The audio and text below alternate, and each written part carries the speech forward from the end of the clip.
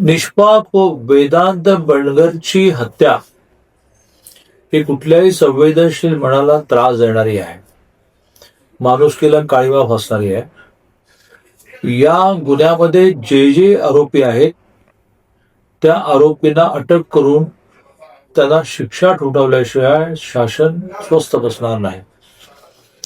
या गुन्ह्यामध्ये अतिशय कठोरपणे शोध घेऊन संबंधित प्रत्येकाला अटक करून संघटित गुन्ह्याचा मोका कायदा त्यांना लावा, असाही आग्रह, अशी सूचना मी पोलीस प्रशासनाने केली आहे.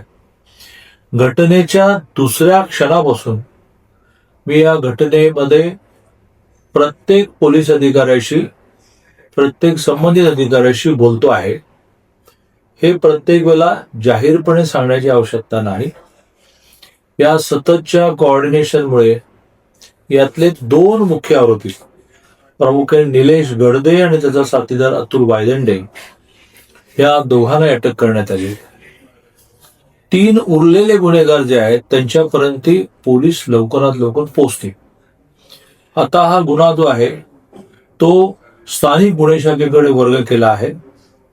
अप्पर पोलीस अधीक्षकांच्या थेट मार्गदर्शनाखाली तपास सुरू आहे आणि लवकरात लवकर याची चार्जशीट तयार होईल आणि त्या संदर्भामध्ये जिल्हा मुख्य न्यायाधीशांशी बोलून ही केस फास्ट ट्रॅकवर कशी घेता येईल, लवकर निकाल कसा लावता येईल, याच्यात दिरंगाई कसे होणार नाही याचा स्वतः मी प्रयत्न करणार आहे.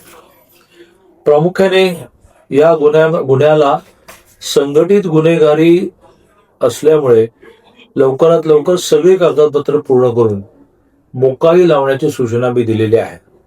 आणि त्यामुळे मी सर्व नागरिकांना आश्वस्त करतो की त्याच्या कुटुंबियांच्या दुःखामध्ये तर आम्ही सहभागी आहोतच, त्या कुटुंबियांच्या मागे खंबीरपणे आम्ही उभे आहोतच, पण यातला एकन एक गुन्हेगार हा शिक्षेपर्यंत पोचेपर्यंत, ज्याला कन्व्हिक्शन आपण म्हणतो, आम्ही स्वस्थ बसणार नाही, अशी मी ग्वाही देतो.